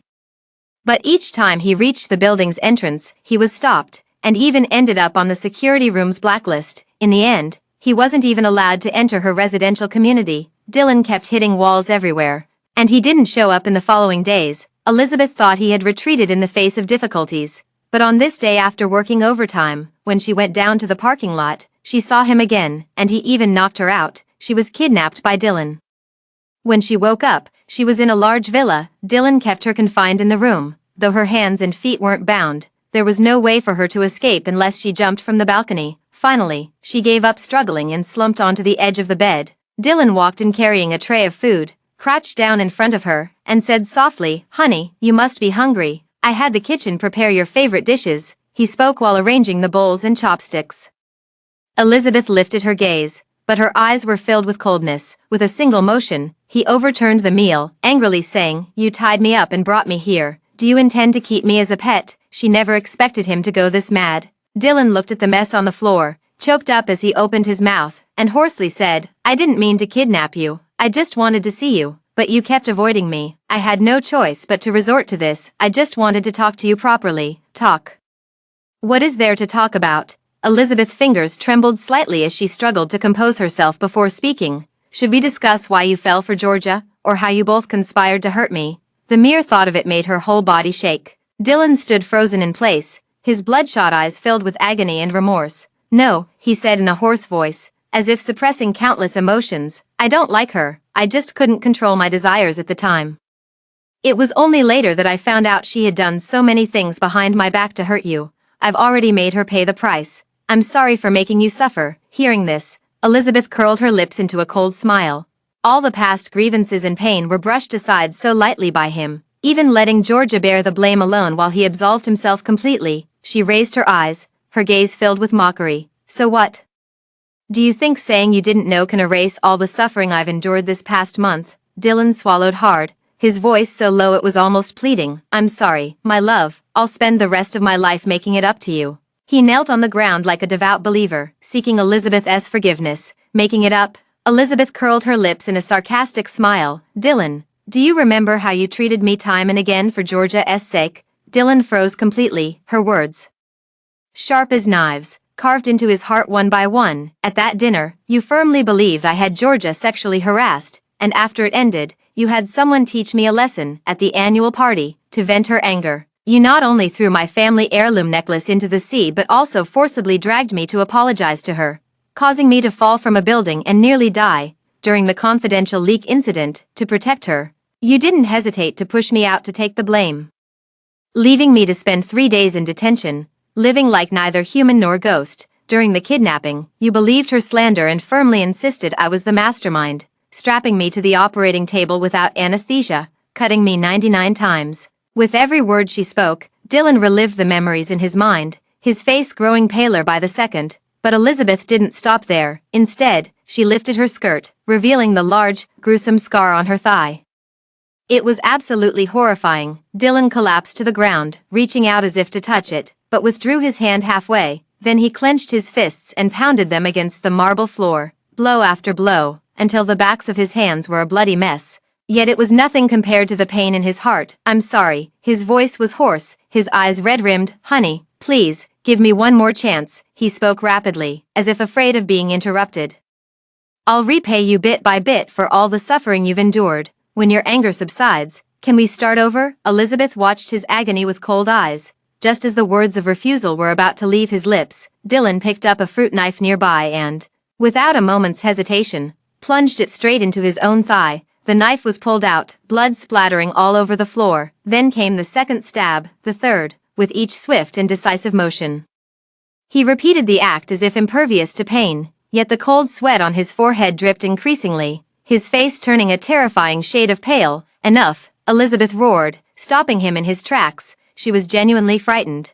But after suppressing her panic, the coldness in her eyes grew even more intense. Do you think hurting yourself in front of me will make up for anything? It only disgusts me. Hearing this, Dylan trembled. It's not about making up for it. He raised his eyes, revealing a depth of unfathomable darkness. It's what I owe you. I was inconsiderate. I shouldn't have let you witness such a bloody scene. There are still 90 cuts left. I'll finish them outside. This is what I must repay. With that, he stood up shakily. Then, enduring the pain, he limped out, leaving behind a winding trail of blood. With just a door between them, the two fell silent. Dylan seemed possessed, stabbing relentlessly, one blow after another, without a single cry of pain. Only the dull sound of the blade tearing through flesh. Yet this sound was more piercing than any scream. Only when the knife clattered to the ground did this bloody debt come to an end. Elizabeth finally couldn't hold back and stepped out. Just a few steps away, Dylan lay exhausted in a pool of blood, his breathing becoming extremely faint. Seeing someone emerge, he mustered the strength to prop himself up again. With the last bit of willpower, he slowly crawled to Elizabeth's feet, looked up, and asked, "Honey, do you remember saying you'd give me one more chance?" Elizabeth certainly remembered. She had indeed promised him once. Back then, the Cleveland Families Corporation successfully went public. Dylan's net worth skyrocketed overnight. Combined with his good looks, he became the target of many women seeking to attach themselves to him. There was once when he nearly fell into a trap. Someone had drugged his drink, nearly causing him to lose control. In the end, he had to call Elizabeth, his rightful wife, to come to his rescue. At that moment, Elizabeth didn't know whether to laugh or cry. She even jokingly asked, "You managed to resist this time, but can you guarantee you'll resist every time in the future?" This, Dylan couldn't even promise. To remain untouched while surrounded by temptations is an immense challenge for any man. He pondered seriously before asking in return, "If I really made a mistake, could you forgive me?" Elizabeth was taken aback and thought carefully. Then she said to him, "Yes, but only once." What was once an unintentional hypothetical unexpectedly became a reality one day. This was also Dylan's last hope. Clutching Elizabeth's skirt, he pleaded tearfully, "Give me one more chance, please." Elizabeth looked down at him and suddenly smiled.